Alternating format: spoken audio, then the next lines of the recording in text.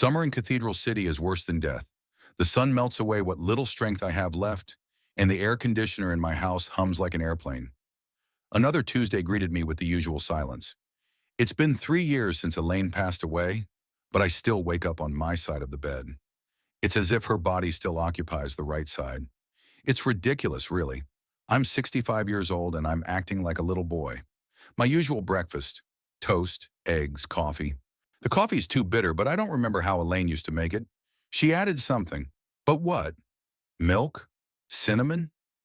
Everything is fading from my memory, even things that seemed indelible. I take a quick shower, an old habit.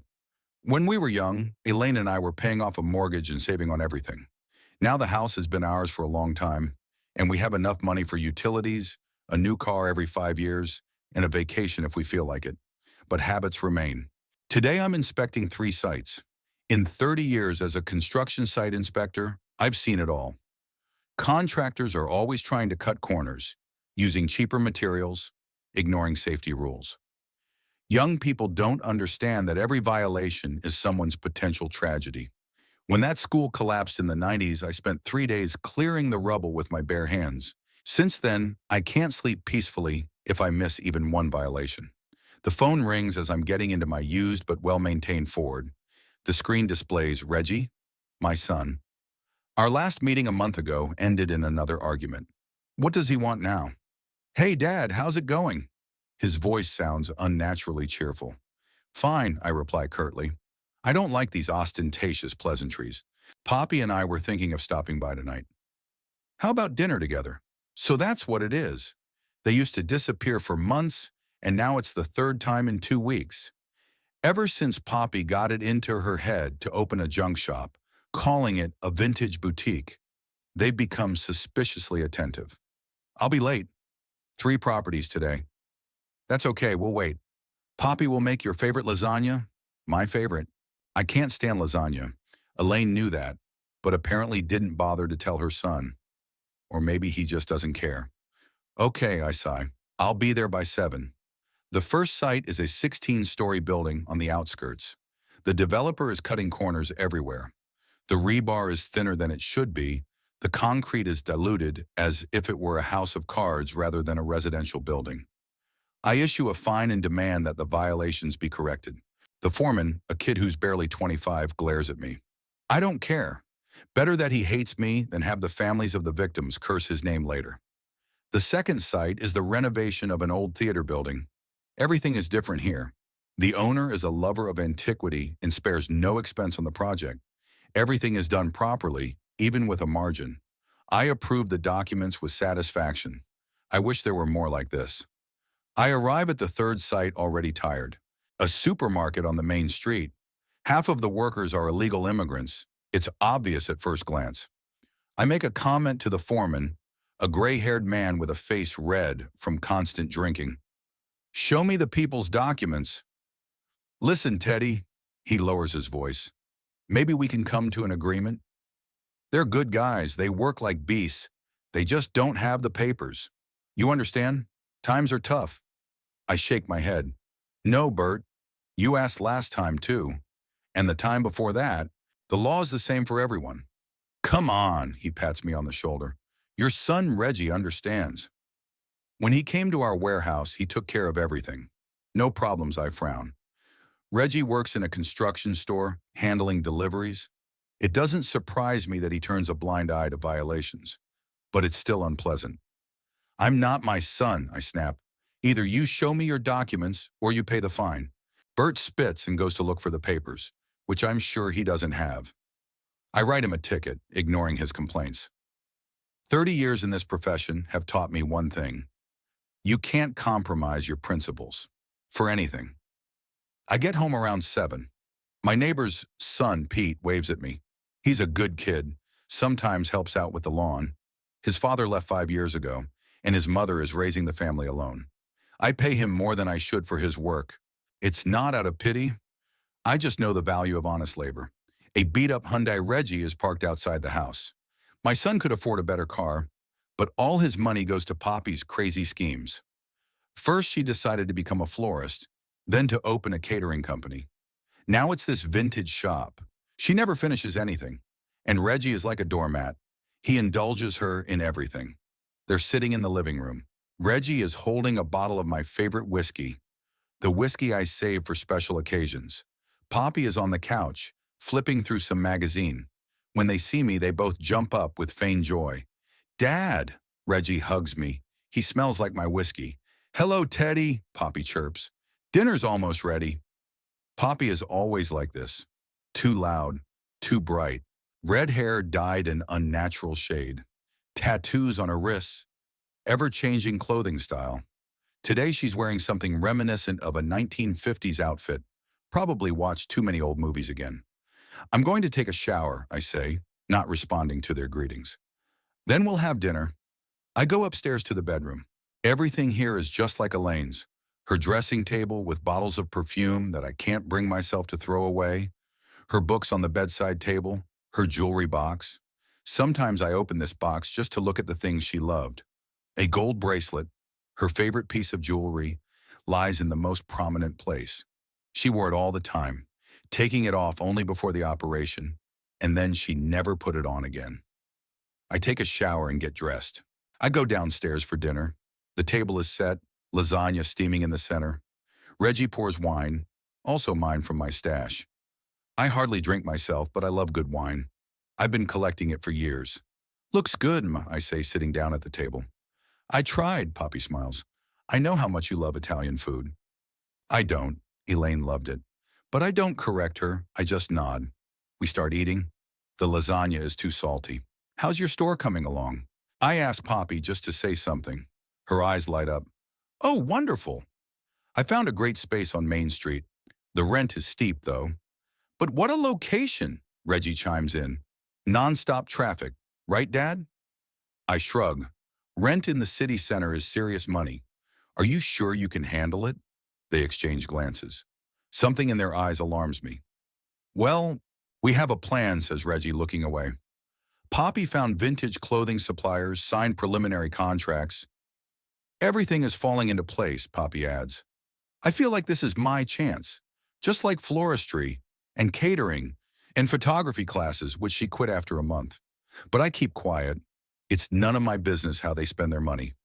Although something tells me it's not just about their money. How's your house? I ask, changing the subject. Is the roof still leaking? Yes, Reggie grimaces. But that can wait. Right now, all our resources are going to the store. It's clear with them. Zero practicality. Reggie takes after his mother. He's just as much of a dreamer. Elaine was always building castles in the air, planning, fantasizing, and I was always the one with my feet firmly on the ground. After dinner, Poppy volunteers to wash the dishes, and Reggie suggests we watch a baseball game together. I'm not a big sports fan, but I agree. It's all strange. Usually they rush to leave right after dinner.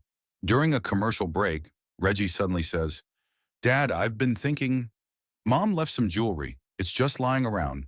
Maybe we should sell it. No one wears it anyway, so that's it. They're a reminder of your mother, I reply calmly. They'll stay where they are. But that's silly, he insists. Gold is getting more expensive, and these things are just gathering dust. Mom would understand. This conversation is over, I cut him off. And tell your wife that if she needs money for her business, she should take out a loan like normal people do. Reggie blushes but says nothing. The game ends, and they finally get ready to leave. At the door, Poppy suddenly hugs me, a gesture so unexpected that I freeze. Thanks for the evening, Teddy, she says with a smile. We'll be back soon. When they leave, I stand on the porch for a long time. Something's not right here. Too much attention, too much fake happiness. I go back into the house and up to the bedroom. And then I notice. The drawer of the dresser is slightly open. I never leave it open. I come closer and examine the contents. Everything seems to be in place, but the order has been disturbed. Someone has definitely been rummaging through my things. I take out Elaine's box and open it. The bracelet is there, as are the other pieces of jewelry. Nothing is missing, but someone was rummaging here while I was in the shower. I sit down on the bed, lost in thought. Why would they do that? What are they looking for? And most importantly, which one of them had the idea to rummage through my things? I close the box and put it back in the dresser. From now on, I'll lock my bedroom when they come over, and I'll start paying closer attention to what's going on in my house. I often think about her in the evenings. When the house is quiet and even the old refrigerator stops humming, I take out the photo album and flip through the pages of our life together. Here is Elaine on our wedding day in 1981, wearing a simple white dress with lace trim. Not frilly, as is fashionable now, but form-fitting, emphasizing her slender figure. On her wrist is that very gold bracelet. I remember how she said then, "It will be my talisman in my new life." Elaine wore this bracelet almost constantly. She said it brought her luck. It was massive, with an intricate pattern and a small hidden lock. She said it was a family heirloom, passed down through the women's line. Her grandmother had brought it from Europe while fleeing the war. She sold everything except this bracelet. I never asked why she cherished it so much. Everyone has their own talismans, their own superstitions, and Elaine was superstitious. She never walked under a ladder and always knocked on wood. I remember how she insisted that we move out of our first apartment because she didn't like the energy field. I grumbled but agreed. I was willing to do a lot for her. Another photo shows Elaine holding newborn Reggie in her arms. 1983. She is smiling, but her eyes are tired. The birth was difficult, and the doctors feared for her life. But she made it through. Elaine was always stronger than she seemed. I remember how she clutched her bracelet, whispering something when the contraction started. It was as if she was praying to her talisman. I flipped through the pages. Reggie is growing up. We are getting older. Family trips, birthdays, Christmas. In every photo, the bracelet is on her wrist, a golden reminder of something that was important only to her. When she was diagnosed with cancer, Elaine took off the bracelet for the first time. "Take it," she said, handing me the box. "Keep it. When I get better, you can give it back to me." But she didn't get better. Chemotherapy, radiation, nothing helped. She was wasting away before our eyes, but she believed until the very end that she would pull through. And I believed with her. After the funeral, I put the bracelet in her box, which I placed on the dresser. Sometimes I took it out, turned it over in my hands, trying to understand what she saw in it. It was just an ordinary piece of jewelry, nothing special. Maybe it was the memories. The doorbell snaps me out of my reverie. I put the album away and go to open the door. Reggie is standing on the doorstep, alone, without Poppy. This is unusual. They always come together. "Hi, Dad," he shifts from foot to foot.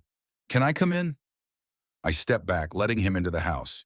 He walks into the living room and sits down on the sofa, awkwardly on the very edge, as if ready to jump up and run away at any moment. "Tea?" "Coffee," I offer, though I'm sure he'll refuse. "No thanks, I won't be long." I sit down opposite him and wait. Something has happened, that's obvious. Maybe money problems again? Or has Poppy pulled another stunt?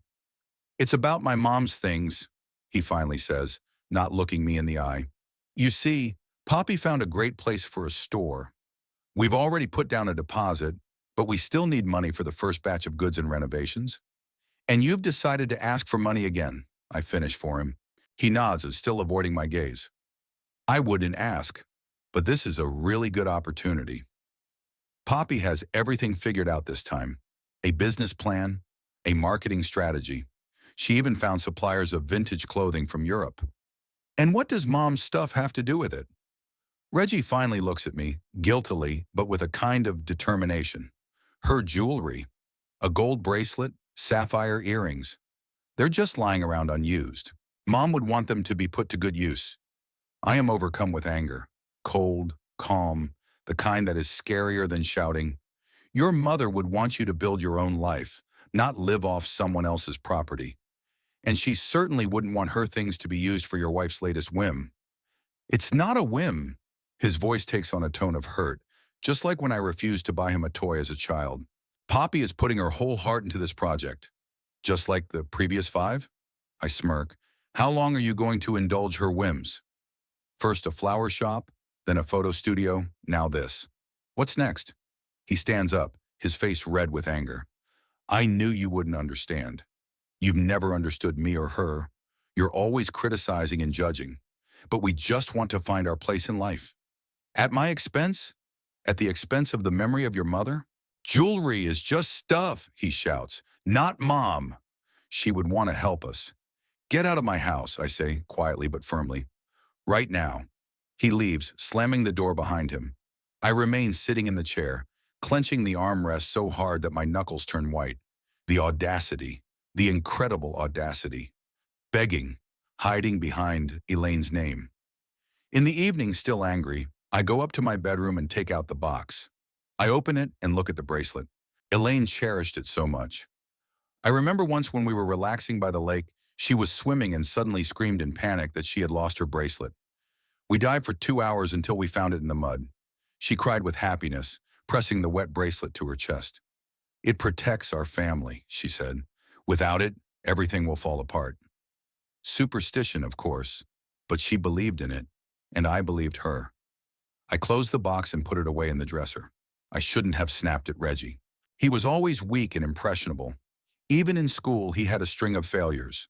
His classmates cheated him, and girls took advantage of him. Elaine always defended him. He's just trusting. There's nothing wrong with that. But I saw where it was leading, and I was right. Poppy is the last link in the chain of people manipulating my son. They met at some stupid contemporary art exhibition. She was working at a gallery at the time and pretending to be an expert. Reggie fell head over heels in love. Elaine was against the marriage, though she didn't say so directly. She's kind of slippery, Elaine told me after meeting Poppy for the first time. I can't explain it. I just feel it. But Reggie insisted and they got married. 2 years later, Elaine fell ill. Coincidence? Probably. But sometimes, on dark nights when I can't sleep, I think, what if Poppy is somehow connected to Elaine's illness? What if she deliberately poisoned her life, causing her stress that triggered the cancer? Nonsense, of course. Poppy is just a spoiled, flighty woman with delusions of grandeur, not a villain from a cheap detective novel. And yet, the next day, Reggie calls and apologizes. His voice is guilty, like a puppy that has done something wrong. I'm sorry, Dad. I went too far. We'll find another way to get the money. Okay, I reply dryly. Let's forget about it. Poppy wants to invite you to dinner on Saturday. As an apology, I agree, although I would prefer to spend the evening alone. But maybe it's worth trying to mend our relationship. For Elaine's sake, she would want us to be a family. On Saturday, at exactly 6 o'clock, I pull up to their house, a small bungalow in the suburbs. Poppy meets me at the door, wearing some kind of fancy dress, clearly vintage. Probably a sample of what she's going to sell in her shop. Teddy! She hugs me with exaggerated enthusiasm. I'm so glad you came. Reggie is in the kitchen, finishing dinner. I walk into the living room. The interior is a mixture of everything. An antique table next to an ultra-modern sofa, posters in second-hand frames on the walls. Typical Poppy's bad taste. Reggie comes out of the kitchen, wiping his hands on his apron. He looks guilty but hopeful. Hi, Dad. Glad you came. Dinner is accompanied by tense conversation. Reggie talks about work, Poppy about her plans for the store. I listen half-heartedly, nodding in the right places. The steak is overcooked, the potatoes undersalted. But I don't complain. I didn't come for the food. I've already signed the lease, Poppy chirps. It's a great location on Cherry Avenue, right by the pedestrian zone. A little pricey, but the traffic is worth it. How much, I ask, sipping my wine. It's not bad, by the way. Apparently, they splurge for my visit. $3,000 a month, she replies, and Reggie gives her a warning look. But it will pay off, I'm sure. $3,000, I whistle. Plus merchandise, repairs, advertising. Where did you get that kind of money? They exchange glances. Something's not right here. We took out a loan, Reggie says, but I can see he's lying. My son has never been good at lying. He blushes and looks away. Is that true? I look him straight in the eye. And the bank gave you a loan to start a risky business with your credit history? We had collateral, Poppy quickly interjects. My car. Your 2010 Hyundai? I smirk. I doubt it was valued at more than $5,000. Stop interrogating us, Reggie suddenly explodes. We invited you over for dinner, not an interrogation. I raise my hands in a conciliatory gesture. Okay. I'm just worried about you guys. The rest of the dinner passes in tense silence. After dessert, a store-bought cheesecake that Poppy passes off as homemade, Reggie offers me brandy in the living room. Poppy excuses herself to powder her nose. Listen, Dad, Reggie leans closer, lowering his voice. I know you're worried, but we've got it under control, really. Poppy has finally found something she really likes. Like the last 5 times? No, it's different this time. He shakes his head. She's studied the market, taken marketing courses. She's serious about it. Where's the money coming from, Reggie? I ask bluntly. He looks away. I told you, a loan. Don't lie to me. I'm not, he stammers, then sighs. Poppy has an investor, a former client from the gallery. He believes in her taste. It sounds a little more plausible, but something still doesn't add up. If she has an investor, why ask me for money? Why be interested in Mom's bracelet? Poppy returns, and the conversation shifts to neutral topics. I finish my brandy and get ready to leave. At the door, Poppy suddenly says, By the way, Teddy, I wanted to ask, that gold bracelet of Elaine's, it's antique, right? What era is it from? I have no idea, I reply, surprised by the question. Elaine said it was a family heirloom. Why do you ask? Just curious, she shrugs. I'm gathering information on vintage jewelry for the store. Maybe I could take a look at it for educational purposes. So that's what it was. They hadn't given up on the bracelet. Some other time, I reply coldly. It's late. At home, the first thing I do is go up to the bedroom and get the box. I open it and freeze. The bracelet is gone. I go through all the jewelry, earrings, necklaces, rings, but the bracelet, the one with the pattern and the secret lock, is not there. I sit down on the bed, stunned. When did I last see it? 3 days ago, when I took out the box after the argument with Reggie. The bracelet was there, I remember it clearly. And today they invited me to dinner. They distracted me with conversation, questions. And Poppy asked about the bracelet, checking to see if I had noticed it was missing. Bastards. They stole it. My son and his wife robbed me. I didn't sleep all night. Anger pulsed in my temples, keeping me awake, stealing a family heirloom. My son had never sunk so low before. I wanted to go to his place immediately, make a scene, maybe even call the police. But something stopped me. A cold, calculating voice in my head whispered, Wait, find out more. Don't act rashly.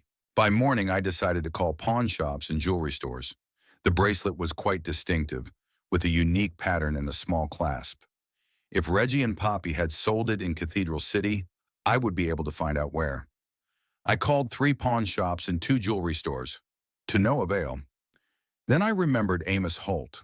We met about 10 years ago when I was inspecting the renovation of the building where his workshop was located. The fussy old man with his left eye perpetually squinted was one of the few who genuinely cared about the quality of his work. We hit it off and saw each other occasionally from then on. I would drop by to have my watch repaired or to have some trinket Elaine bought at a flea market appraised. I dialed the number for Amos's workshop. Long beeps. I was about to hang up when a familiar creaky voice came on the line. Holt's Jewelry Workshop. Amos, it's Theodore Baxter. Remember me? Teddy?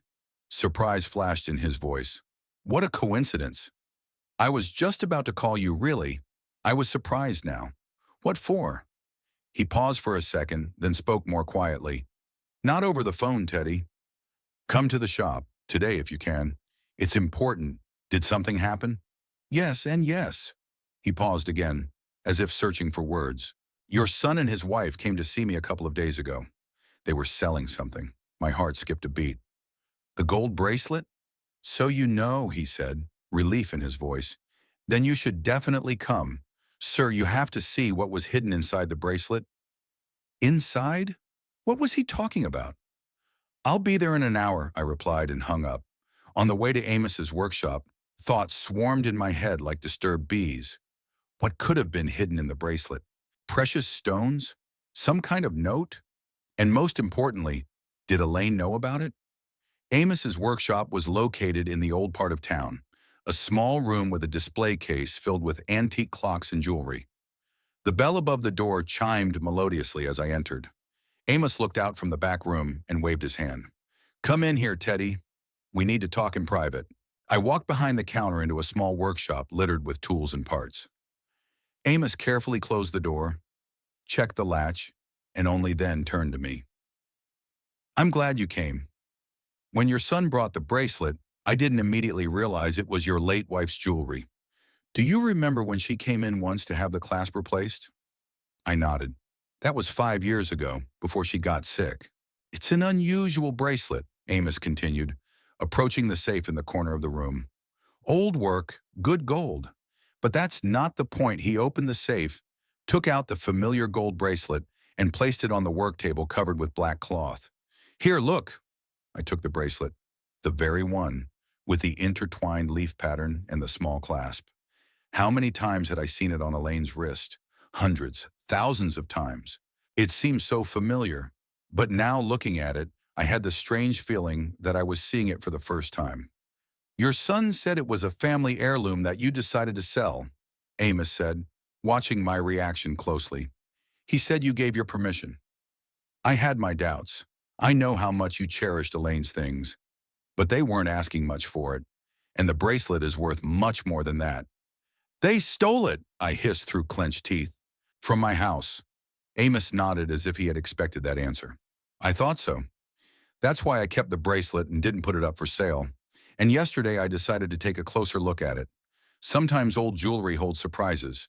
And this is what I found." He picked up a jeweler's loop from the table and handed it to me. "Look at the clasp. See the little button on the side? It's almost invisible." I held the bracelet up to my eyes and looked closely. Sure enough, there was a tiny bump on the side of the clasp that could easily be mistaken for part of the pattern. "Press it," Amos suggested. I pressed it with my finger. There was a faint click, and part of the bracelet slid aside, revealing a small hidden compartment. Something was glinting inside.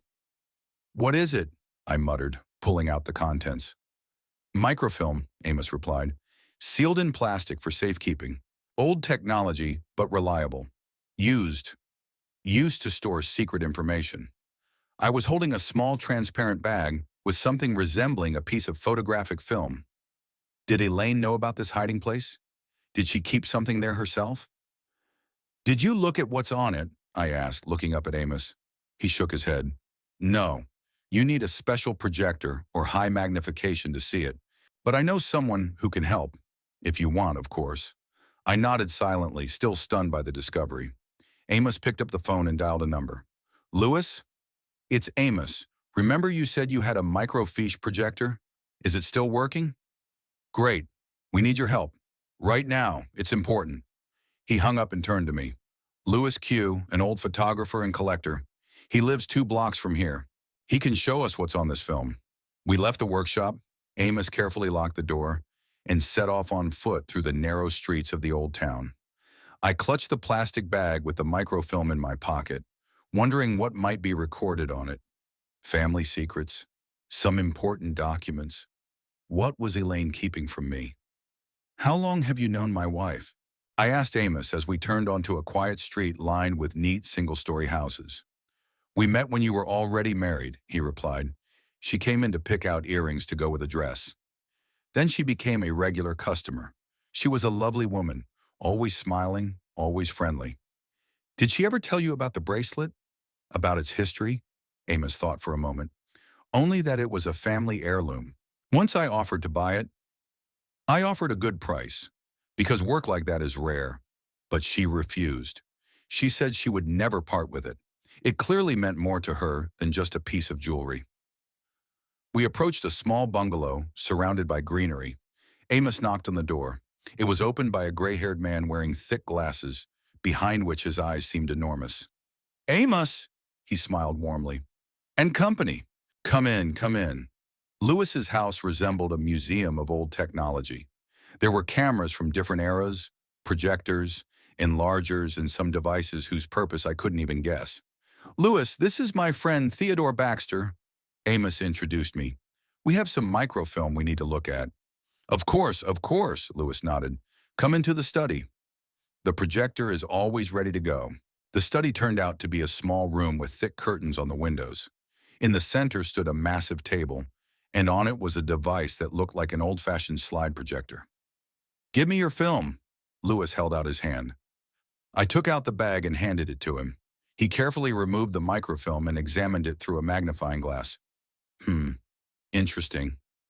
Old, but well preserved. Now let's see what we have here. He inserted the film into the projector and flipped the switch. An image appeared on the wall. Typewritten text and some diagrams. Can you enlarge it? I asked, moving closer. Lewis adjusted something on the projector, and the image became clearer. I began to read, Agent E's report on Operation Foundation.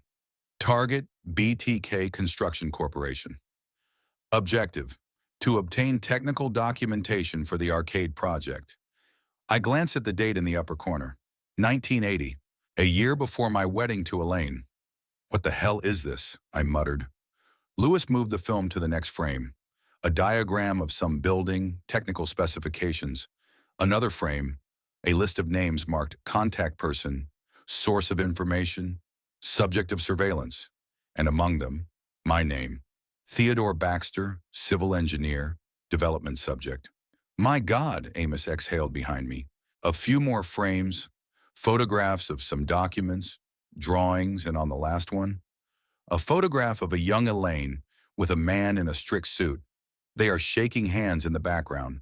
The logo of a competing construction company, Westwood Engineering. Turn it off, I said hoarsely. Lewis flipped the switch, and the room was plunged into semi-darkness.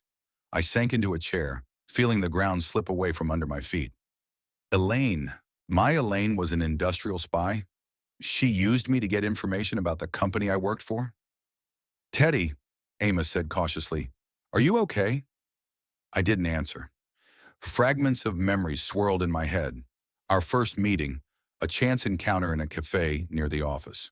Her interest in my work. She always asked about projects, about colleagues, how often she would come by after work, how often she would stay at the office waiting for me. BTK Construction, I muttered. I worked there before my wedding. The main project was called Arcade, an innovative shopping center with a unique ceiling system. We worked on it for almost 2 years. And then Westwood Engineering released an almost identical project. The company sued for intellectual property theft, but lost. They couldn't prove it. BTK went bankrupt a year later. And your wife worked for the competition? Lewis asked quietly. Apparently, yes, I smiled bitterly. Apparently, she met me on assignment. She married me on assignment. She gave birth to a child, also on assignment. Don't jump to conclusions. Amos put his hand on my shoulder. Maybe it's not so clear-cut. I shook off his hand. How else can it be understood? Agent E, development target. It's written in plain text. She used me to ruin the company I worked for. But why did she keep this tape? Lewis said thoughtfully. If it's compromising material, it would be more logical to destroy it. That question made me think. Indeed, why did Elaine keep evidence of her betrayal? And why did she keep it so carefully? In a hiding place she carried with her at all times. Insurance, I said slowly. It was her insurance. Evidence she could use against her employers if they decided to get rid of her. Possibly, Amos nodded. Games like that rarely end cleanly. I remembered again how Elaine cherished the bracelet. It protects our family, she said. Without it, everything will fall apart. Now those words took on a sinister meaning. She was afraid that her past would catch up with her, that the people she worked for would come after her or the information she possessed. I need a copy of this tape, I told Lewis. Can you do that? Sure, he nodded, but it will take some time. Come back tomorrow. No, I shook my head. I'll wait. It's too important. While Lewis fiddled with the equipment, Amos and I sat in the living room. I was still trying to wrap my head around the truth that had been revealed. The woman I had lived with for over 30 years, whom I loved, with whom I had raised a son, was she who she claimed to be? Did she really love me? Or was everything, absolutely everything in our life a lie? She could have changed, Amos said quietly, as if reading my thoughts. People change, Teddy. Maybe at first it was an assignment, but then it became real. Or maybe she was just a good actress, I replied bitterly. 30 years? Amos shook his head. No one can pretend for that long. I saw the way she looked at you. It wasn't an act I wanted to believe him. I wanted to believe that our life wasn't a farce from beginning to end, but doubt gnawed at my soul like acid. "What about Reggie and Poppy?" Amos asked after a long silence. "What are you going to do with them?" I clenched my teeth. In the heat of discovery, I had almost forgotten about the theft. "They'll pay for this," I hissed. "Both of them. But first, I want to know if they knew about the bracelet's contents. Maybe it wasn't just a theft for money. Maybe they were looking for that specific information. Do you think Reggie could have known about my mother's past?" "I don't know," I answered honestly, "but I'll find out. And if he knew, if he became like her—" I didn't finish the sentence. I didn't need to. Lewis returned an hour later, holding 2 envelopes. "It's done. The original and a copy. The quality is good, everything is clear." I took the envelopes and thanked him. Amos and I went out onto the street. It was already dusk, and the streetlights cast a dim light on the sidewalk. "What now?" Amos asked when we reached his workshop.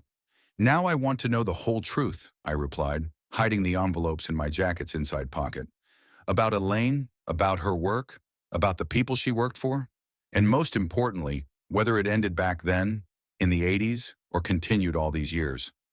"Be careful," Amos said seriously. "If your wife was really involved in industrial espionage, these could be dangerous people." "Elaine has been dead for 3 years," I shrugged. "What difference does it make now?" "For them, maybe a big one." Amos lowered his voice. "If this information is still valuable or could compromise someone." I thought about it. He was right. 35 years had passed, but corporate secrets and betrayals had no statute of limitations, especially when big money was involved. "I'll be careful," I promised. "Thanks for your help, Amos, and for not selling the bracelet." "That's what friends are for," he smiled. "Keep me posted.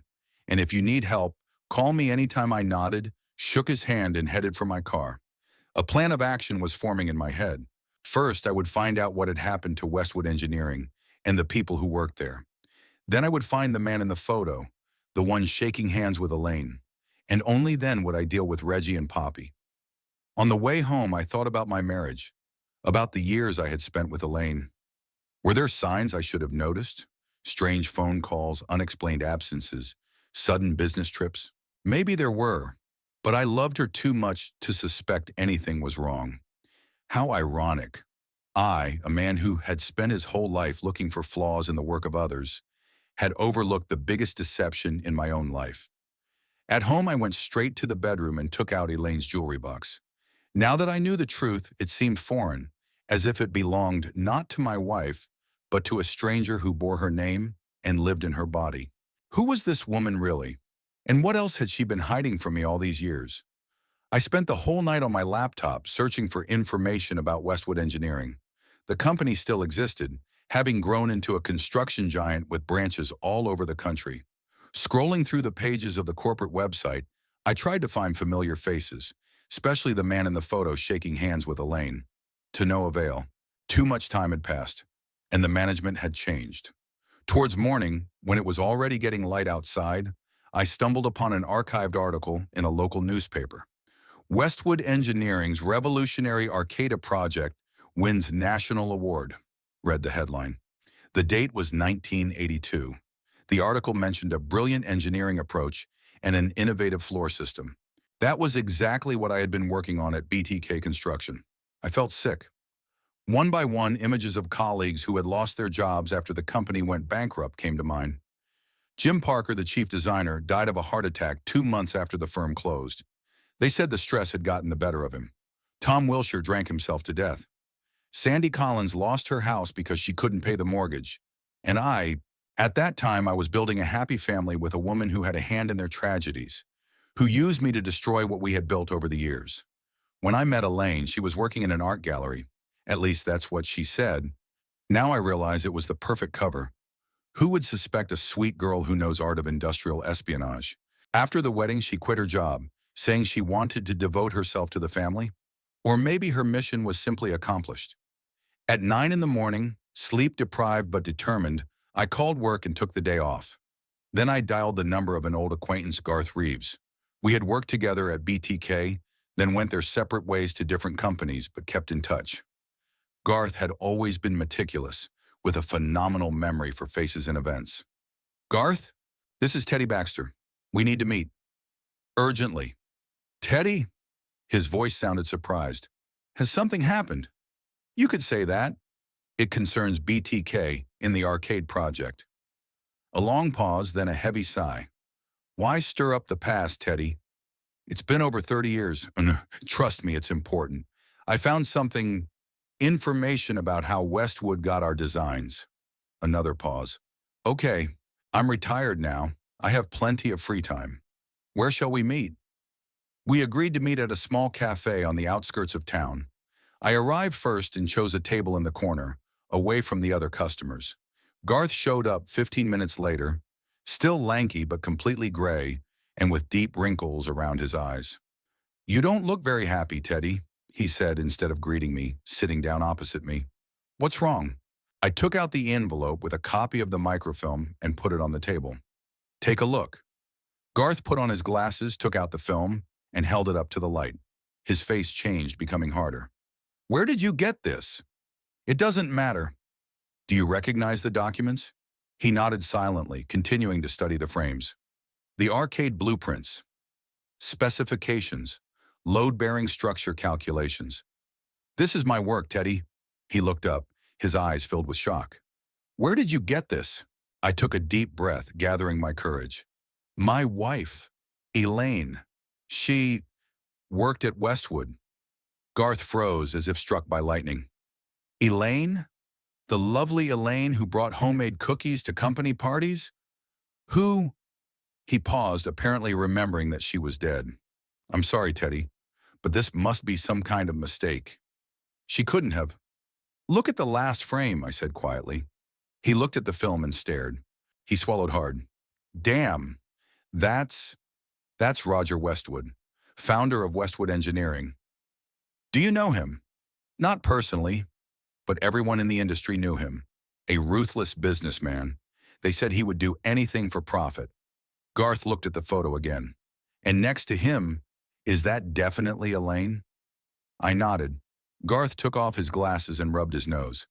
God, Teddy, I'm so sorry. We sat in silence. I tried to wrap my head around the fact that my life, my marriage, had been based on betrayal. What are you going to do? Garth finally asked. I don't know. She's been dead for 3 years. What's the point? What about Roger Westwood? Is he still alive? I shook my head. He died in 2015. His son runs the company now. So no retribution, Garth said with a bitter smile. Although, maybe you should make this information public. Let everyone know how the Westwood Empire was built. And tarnish Elaine's name? I was surprised at my own words. Why was I still defending her? She tarnished it herself, Teddy. Garth looked at me with sympathy. Sorry for being blunt, but it's true. He was right. And yet something was holding me back. Maybe the memory of the good times? Or just a reluctance to air the family's dirty laundry in public? Do you think she really loved me? I asked suddenly. Or was that also part of the operation? Garth was silent for a long time, then said cautiously, I'm no expert on these matters, Teddy. But you lived together for over 30 years. You raised a son. If it was just a job, I don't think it would have lasted that long. His words echoed what Amos had said. Maybe they were right. Maybe it started as an assignment, but then it turned into real life, real feelings. I wanted to believe that. I had to believe it. Otherwise, my whole life would turn into a farce. Thanks, Garth. I reached for the tape. Sorry to bother you. Always here for you, buddy. He shook my hand. And whatever you decide, I'll support you. Just don't do anything stupid, okay? I nodded, even though I already had a plan in mind. After the cafe, I went to the city library. They had binders of local newspapers, including from the time when BTK went bankrupt. I wanted to find more information about Roger Westwood, the company, and the arcade project. The librarian, an elderly woman with kind eyes, helped me find the binders I needed. I spent several hours looking through the yellowed pages. Here is a photo of the grand opening of the Arcata Shopping Center. Roger Westwood cuts the ribbon and smiles at the camera. And here is a small note about the bankruptcy of BTK. Just a few lines, as if the collapse of the company and the broken destinies meant nothing. In one of the newspapers, I found an interview with Westwood. The secret to success is innovation, he said. It's the ability to see what others miss. Hypocritical bastard. His innovations were stolen from us, with the help of my wife. By evening, I had gathered enough information to be sure. The microfilm was genuine. Elaine really did work for Westwood Engineering, spying on BTK, using me as a source of information. The truth I had refused to accept for so long was now irrefutable. But one question remained. Did my son know about his mother's past? And if so, was he somehow connected to Westwood? Could the theft of the bracelet be something more than just an attempt to get money for Poppy's business? On the way home, I called Amos. Do you think Reggie and Poppy could have known about the contents of the bracelet? It's hard to say, he replied after a pause. When they brought it in, they just wanted to sell it. They didn't ask if they could open it or examine it closely. They just said it was a family heirloom that you had decided to sell. So they didn't know about the hiding place. Or they were very good at pretending, Amos added. What are you going to do with them? I haven't decided yet, but in any case, I'll talk to them first. I parked outside the house and sat in the car for a long time, gathering my thoughts. Then I took out my phone and dialed my son's number. Reggie, we need to talk. Now come to my house with Poppy. Dad, is something wrong? His voice sounded alarmed. Yes, something is wrong. I'll be waiting for you in an hour. I hung up without waiting for an answer. I went into the house and poured myself a whiskey. For the first time in a long time, I felt like a drink. I sat down in the living room chair and waited. They arrived exactly an hour later. I heard the car pull up, the door slam. The doorbell rang. I didn't move. Come in. They entered, Reggie first, Poppy behind him, both with tense expressions. Dad, Reggie took a step forward. What's going on? I silently took the gold bracelet out of my pocket and placed it on the coffee table. They both stared at the jewelry, shock reflected on their faces. Where, Reggie began, but I interrupted him. Where did I get it? From Amos Holt, an old friend you tried to sell it to. I looked directly at my son. You stole it from my house. From your mother's jewelry box, Reggie turned pale, and Poppy grabbed his arm as if seeking support. Dad, I can explain, he began. Really? I smirked. What exactly can you explain? How you stole from your own father? How you sold a family heirloom for, what? Money for your wife's latest whim? It's not a whim, Poppy exclaimed. The store is a serious business. We took the bracelet because we needed startup capital. We were going to pay you back. Buy it back. Shut up, I raised my hand, stopping her. I'm not talking to you. She backed away, biting her lip. Reggie stood with his head down. We didn't want to steal from you. It's just, you refused to help, and the bracelet was just sitting there. Mom would understand. Don't you dare speak for your mother, I hissed through clenched teeth. You have no idea what she would have understood and what she wouldn't. Actually, I do, Reggie said suddenly, raising his head. A challenge appeared in his eyes. She always wanted me to be happy, to have what I wanted. Unlike you, I looked at my son and saw Elaine's features in him, the same stubborn set of his lips, the same look in his eyes, and the same ability to justify any of his actions. You know what I found out? I asked, feeling anger rising inside me. Do you know why your mother cherished that bracelet so much? Reggie frowned. Because it's a family heirloom. Her grandmother brought it from Europe. That's a lie, I snapped. Like so many other things she said. There was a secret compartment in the bracelet, Reggie. Microfilm with evidence of industrial espionage. Your mother was working for my company's competitors. She used me to steal confidential designs. Reggie and Poppy looked at me suspiciously. What kind of nonsense is that? Reggie muttered. Mom wasn't a spy.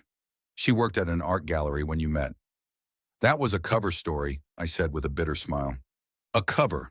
She actually worked for Westwood Engineering, the company that ruined my employer by stealing our designs. With her help, Poppy looked from me to Reggie, clearly not understanding what we were talking about. But something flashed in my son's eyes. Recognition, fear.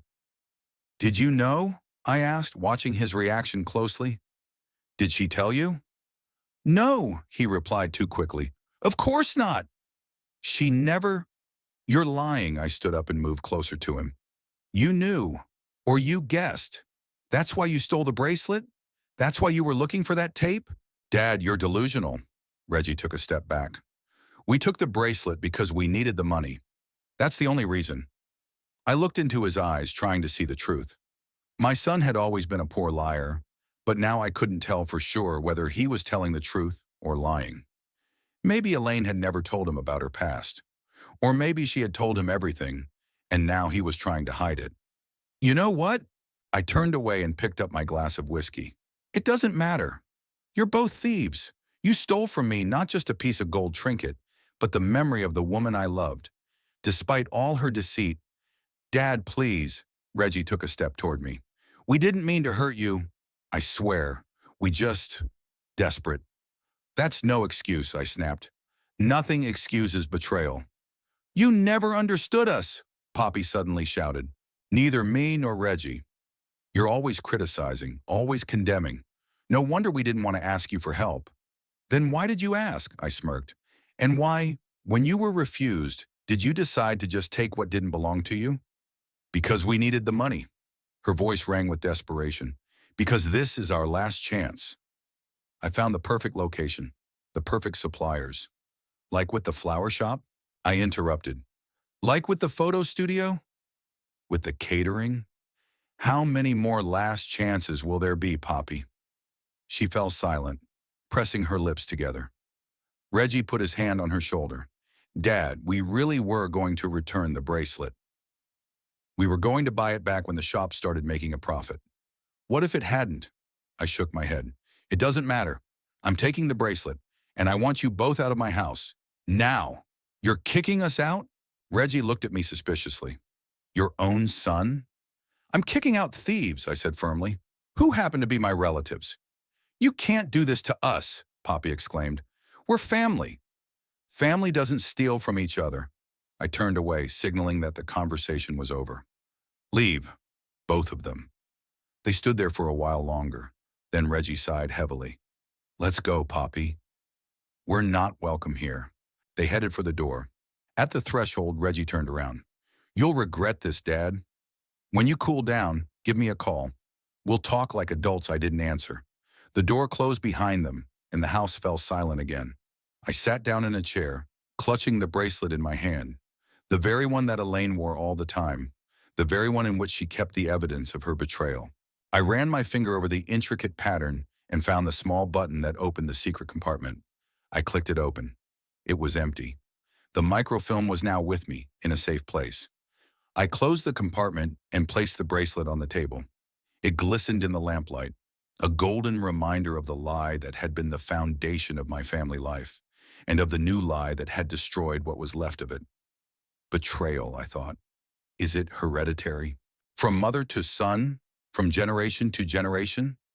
Or is it just a coincidence that my son turned out to be as dishonest as his mother? I didn't know the answer. I only knew that now I was alone. Finally and irrevocably alone. After breaking up with my son, the house was completely empty. The emptiness settled not only in the rooms, but also inside me.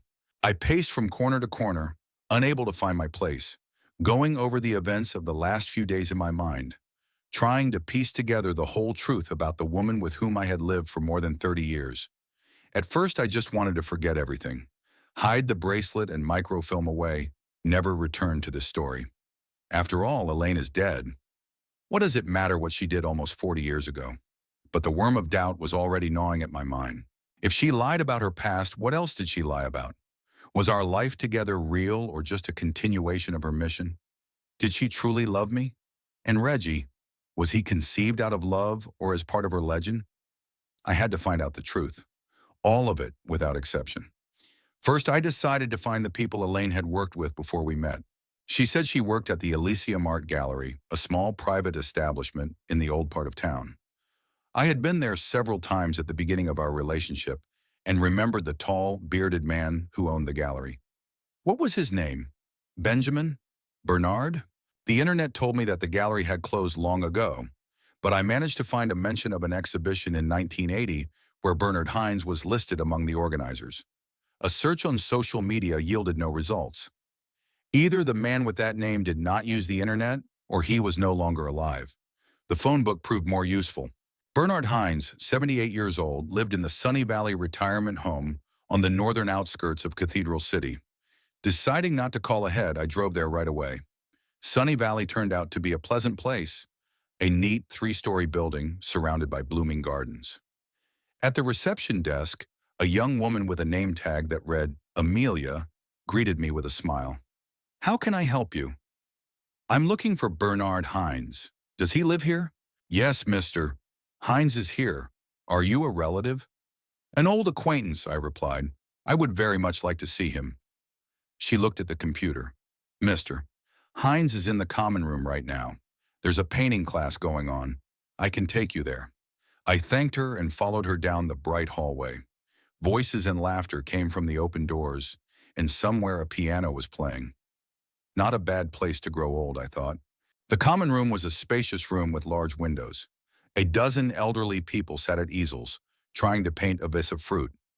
Among them, I immediately recognized Bernard, tall, stooped, with a gray beard, but still with the same piercing blue eyes I remembered from our rare encounters. "Mr. Hines, you have a visitor," Amelia said. Bernard looked up and stared at me. "My God," he muttered. "Teddy Baxter? Is it really you?" I was surprised that he recognized me. We had seen each other maybe 5 times, and more than 30 years had passed since then. "Hello, Mr. Hines." "Yes, it's me." "What brings you here?" He put down his brush and wiped his hands on a napkin. "Have a seat, my friend. Amelia, please bring us some tea." I sat down next to him, not quite sure how to start the conversation. "How's Elaine?" he asked, beating me to it. "Still as beautiful as ever?" A bitter lump rose in my throat. "Elaine died 3 years ago. Cancer." Bernard's face changed, and he lowered his eyes. "I'm sorry. I didn't know. She was a special woman." There was something strange in his voice. It wasn't just grief for a lost loved one, but something more, a subtext known only to him. "That's what I wanted to talk about," I said, lowering my voice. "About Elaine. About what she was really like." Bernard tensed up and glanced around quickly. "Let's go to my room. It's quieter there." We went up to the second floor. Bernard's room was small but cozy. There were paintings on the walls, apparently his own. On the table by the window was a stack of art books. "Have a seat," he said, pointing to a chair. "So what do you want to know about Elaine?" I decided not to beat around the bush. Did she really work at your gallery? Or was it a cover? Bernard looked at me for a long time, then sighed heavily. "So you know." "Know what?" "About her other job." So I was right. My heart skipped a beat. "I found the microfilm," I said, "in her bracelet. Documents about industrial espionage, about how she used me to get information for Westwood Engineering." Bernard nodded, his eyes clouding over. "She kept that tape all these years?" "Stupid, very stupid." "You knew all this time?" "Of course I knew." He smiled grimly. "The gallery was the perfect cover. People come and go. No one is surprised by strange visitors or unusual packages. And I was her curator." "Curator?" I asked, feeling a chill inside. "That's what it was called. I coordinated her actions, gave her assignments, and received her reports. I had been working for Westwood longer than she had, since 1975. I looked at this elderly man and couldn't believe it. Here he was, the man behind the whole operation, the man who had sent Elaine to me, the man who had destroyed so many lives. "Why?" was all I could manage to say. "Why did you do it?" "Money, of course," he shrugged. "Roger Westwood paid generously, and in the 70s and 80s, art galleries had a hard time. We had to survive somehow." "And for money you were willing to destroy other people's lives?" Bernard grimaced. "Don't dramatize it, Teddy. It was just business. Everyone did it. Industrial espionage was commonplace. Roger just happened to be smarter and more ruthless than the others." "And Elaine?" My voice trembled. "Was she doing it for money too?"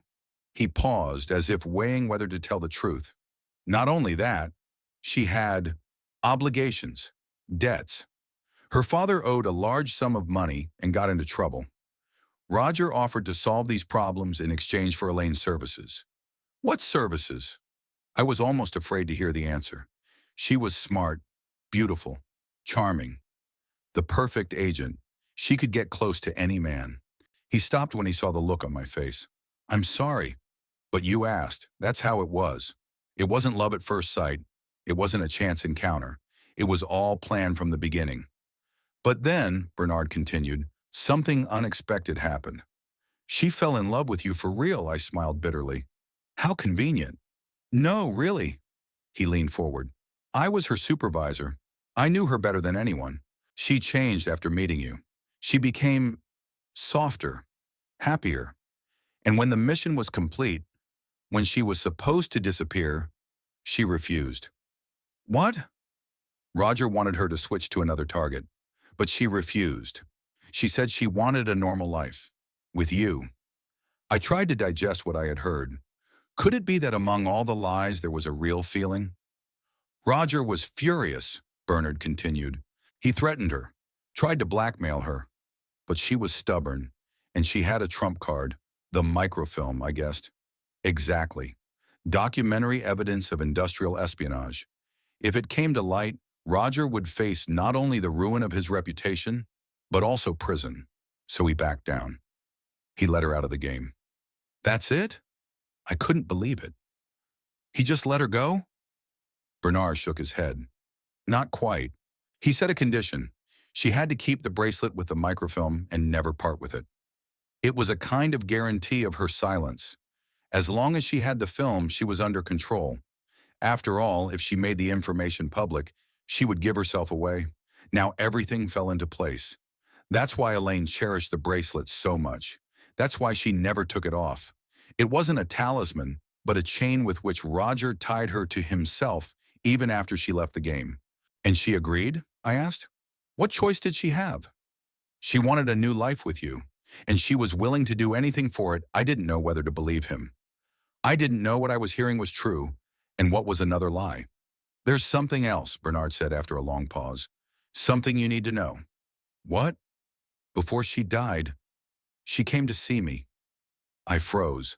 Elaine visited this man, her former curator. When? It was about a month before she died, Bernard continued. She already knew she was doomed. The chemotherapy wasn't working, and she wanted to confess, I think. About what? About everything. About how she used you at first. About how she came to truly love you.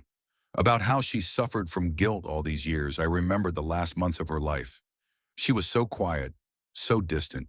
I thought it was because of her illness, because of her fear of death. Or maybe she was preparing to confess. Was she going to tell me the truth before she left? She said her greatest fear was that you would find out the truth and hate her, Bernard continued. That your whole life would be ruined because of what happened at the very beginning. Why didn't she tell me herself, I asked, feeling a lump in my throat. Why did she keep quiet? She chickened out, I guess, Bernard shrugged. Or maybe she didn't want to hurt you before she left. Who knows? But she loved you, Teddy. She really loved you. I'm sure of that. I sat in the reception area of the law firm Parsons and Partners, clutching a folder of documents. The bright room, leather chairs, and soft music all created an atmosphere of solidity and reliability. It was exactly what I needed right now. A week had passed since I met Bernard Hines and learned the whole truth about Elaine. A week of heavy thoughts, sleepless nights, and painful decisions. I reread her letter dozens of times trying to find confirmation of Bernard's words in it, trying to understand if there was anything real in our relationship or if it was all a lie from the beginning to the end.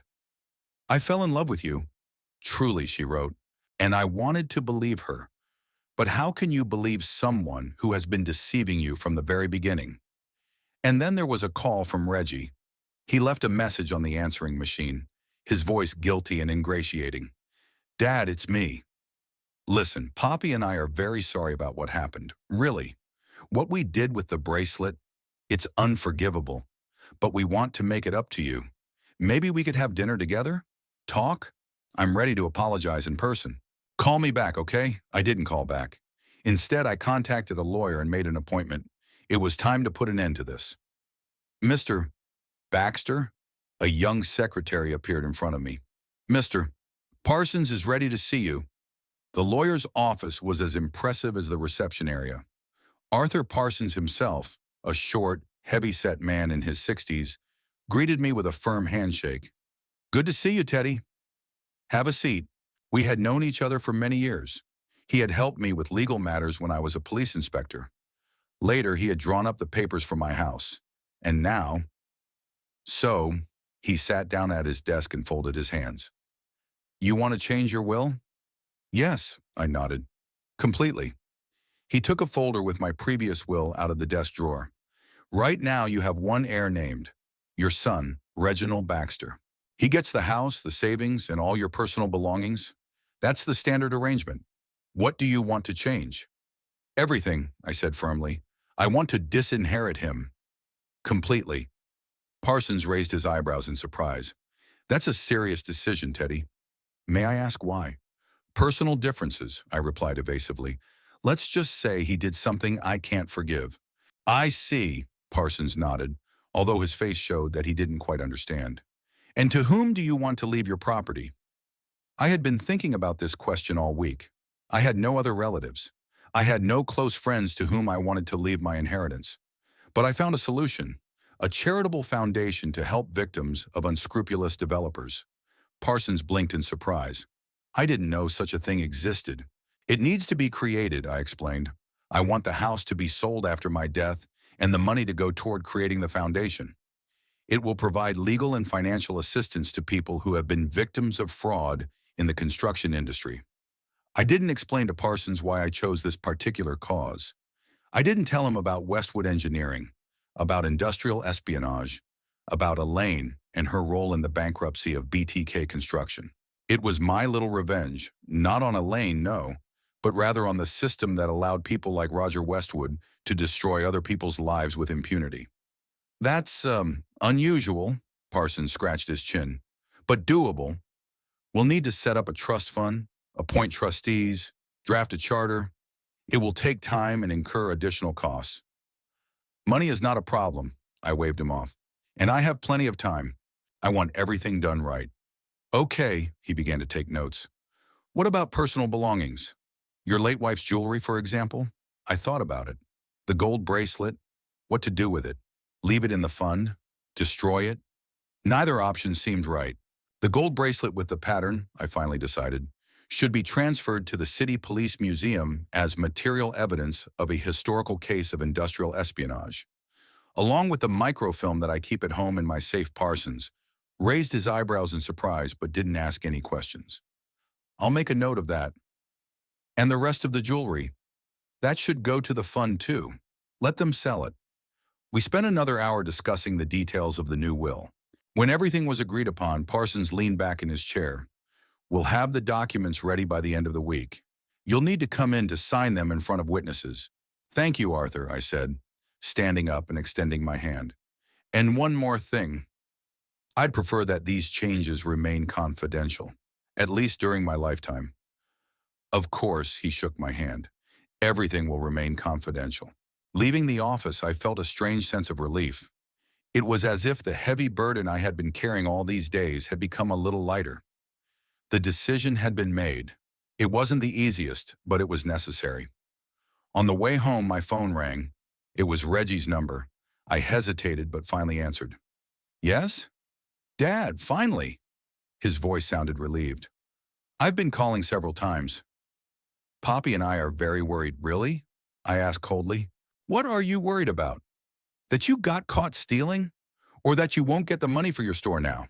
"Dad, please." His voice took on a pleading tone. "We're terribly sorry. What we did, it was unforgivable. But we want to make it right. Can we meet? Talk in person?" I thought about it. Part of me wanted to just hang up and forget he existed. But another part, maybe I should give him a chance to explain. Maybe he was really sorry. "Okay," I finally said. "Come over tonight." Around 7. "Thanks, Dad," he exhaled. "We'll be there. And we'll explain everything. I promise." I hung up, feeling vaguely uneasy. What was he going to explain? The theft of the bracelet? Or something else? Did he know about my mother's past? About her connection to Westwood? About his own connection to the company that had ruined so many people's lives? At home, I took the microfilm and Elaine's letter out of the safe. I reread the last lines. Forgive me, if you can, and know that no matter what, I loved you. Truly. That is the only truth I have never doubted. I wanted to believe her. I wanted to know for sure that at least something in our life had been real. At 7 o'clock, Reggie's car pulled up. I watched from the window as he and Poppy got out and approached the door uncertainly. Poppy was saying something, waving her arms. Reggie nodded, looking depressed. The doorbell rang. I opened the door, standing on the threshold, not inviting them in. Good evening. Dad? Reggie took a step forward. Can we come in? I stepped back, letting them into the house. We went into the living room, where I pointed them to the sofa and sat down in the armchair opposite. So, I said, folding my hands in my lap, you wanted to explain yourselves. They looked at each other. Poppy looked uncertain. Reggie looked determined. He took a deep breath. Dad, we made a terrible mistake. Stealing Mom's bracelet. It was unforgivable. We were desperate. We needed money for the store. But that's no excuse. I agree, I nodded. No excuse. But we want to make it right, Poppy quickly added. We found an investor for the store. A real investor. And as soon as we start making a profit, we'll pay you back for the bracelet. With interest, I smiled. An investor? And who is that? They exchanged glances again, and something flashed in their eyes that made me wary. A businessman, Reggie replied evasively. He saw Poppy's business plan and was impressed. So impressed that he decided to invest in a vintage clothing store run by a woman with no retail experience? I shook my head. I don't believe it. It's true, Poppy exclaimed. He believed in me. In my taste, in my vision. And what is the name of this trusting investor? They exchanged glances again. Then Reggie lowered his eyes and said, Victor Jenkins. I felt a chill run through me. Jenkins. The very same Jenkins from Westwood Engineering. Roger Westwood's former deputy. I see, I said slowly. And how did you interest Victor Jenkins, Reggie? With your connections at the hardware store? Access to supply information? Reggie turned pale. What are you talking about? Don't play dumb, I leaned forward. I know who Jenkins is. I know who he works for. And I know you work for them too. Just like your mother did. A heavy silence hung in the room. Poppy looked from me to Reggie, clearly confused and not understanding what was going on. But Reggie, I could see the shock in his eyes and fear. You know, he whispered. I know, I said firmly. I know Elaine was an industrial spy. I know she worked for Westwood Engineering. I know she used me to get information about the arcade project. And I know you followed in her footsteps. No, he exclaimed. That's not true. I'm not a spy. No, I smiled bitterly. Then why did Jenkins decide to invest in your wife's business?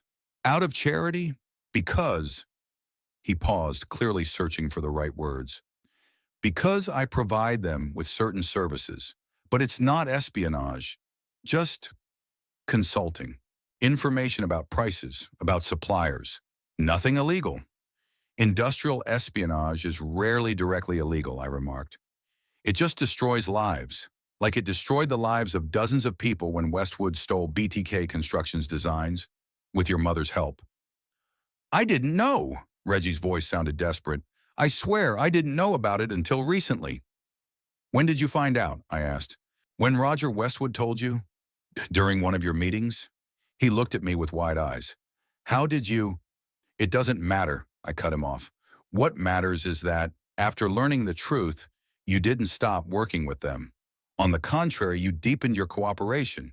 You allowed them to use you just as they used your mother. That's not true, he exclaimed. Mom didn't want to work for them. They forced her. She had no choice. You did, I said coldly. And you made it. Poppy, finally realizing what was going on, intervened. Wait, I don't understand. What spying? What meetings? What are you talking about? Poppy, please. Reggie raised his hand, stopping her. I'll explain later. He turned to me. Dad, listen. I really didn't know the whole story. Roger, Mr. Westwood found me when I was 16. He said he was a friend of my mother's and wanted to help me with my career. I was flattered. A rich, successful man had taken notice of me. Then later he started talking about Mom, about how she worked for him. But he presented it as normal business, as if she were a consultant, an advisor, not a spy. And you believed him? I shook my head. Didn't you find it strange that she never mentioned her work at Westwood? That she hid it from me all these years? I I didn't think about it, he admitted. And then, when she got sick, it wasn't the time.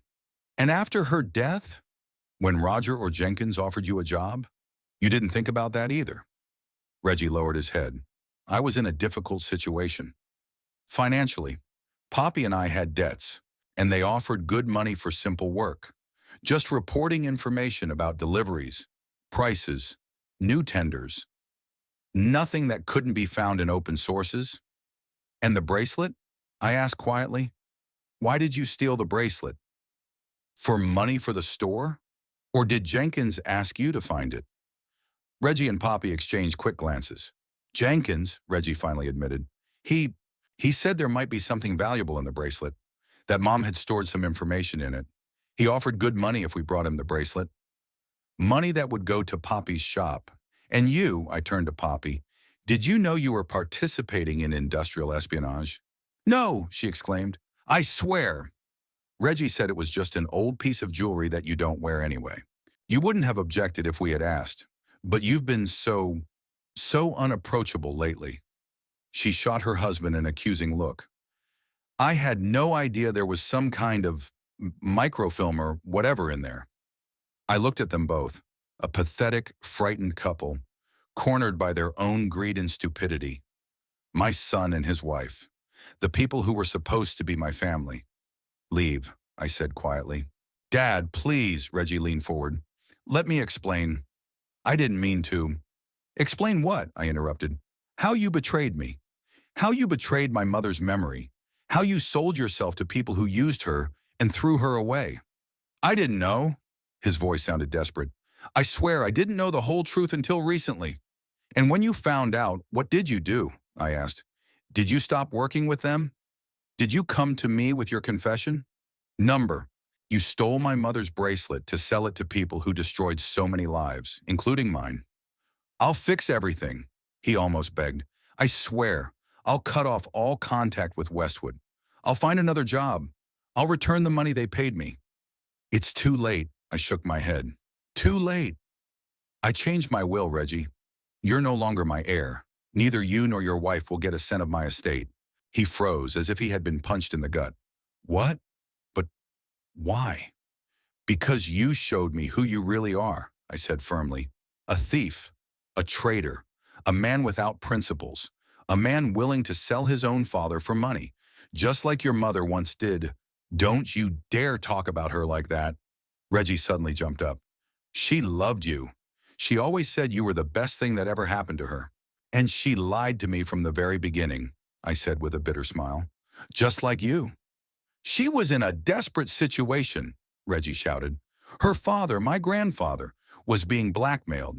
They threatened to put him in jail for his debts. She agreed to work for Westwood to save him. And what's your excuse? And I asked. Who were you saving by selling information to competitors? Your pride? Your ego? Or did you just want quick money for your wife's latest whim? Poppy jumped up, her eyes burning with anger. Don't you dare say that. Reggie did everything for me. For us. He wanted us to have a normal life, without constant debt, without humiliation. And for that, he was willing to betray his own father, I nodded. What a beautiful couple. You deserve each other. Dad, please.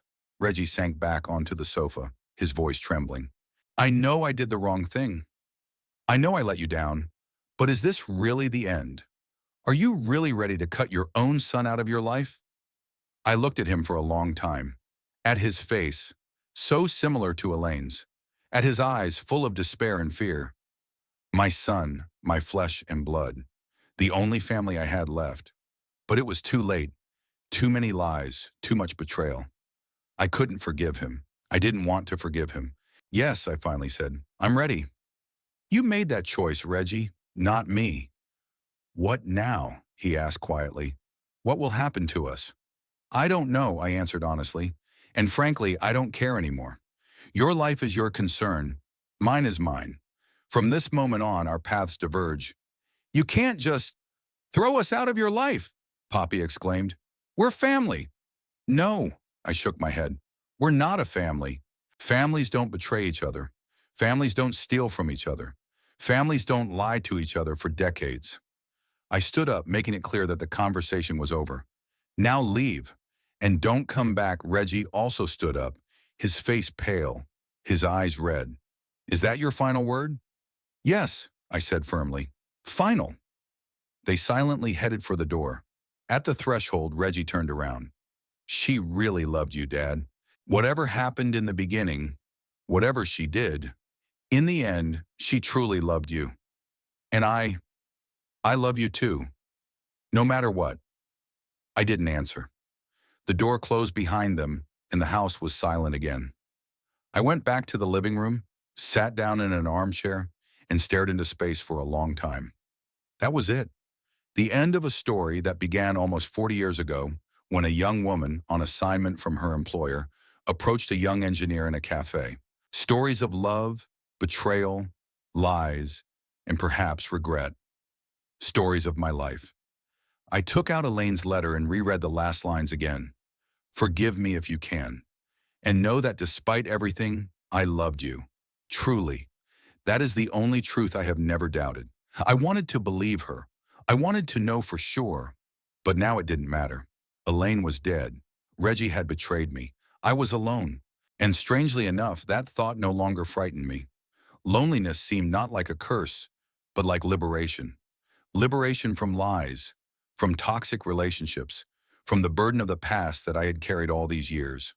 Life wasn't over. There were still years ahead of me. Maybe not many, but they were there. And I could live them my way. Honestly, freely, without the shadow of past deceptions. I folded the letter and hid it with the microfilm in the safe. Tomorrow I had to stop by Parsons to sign a new will.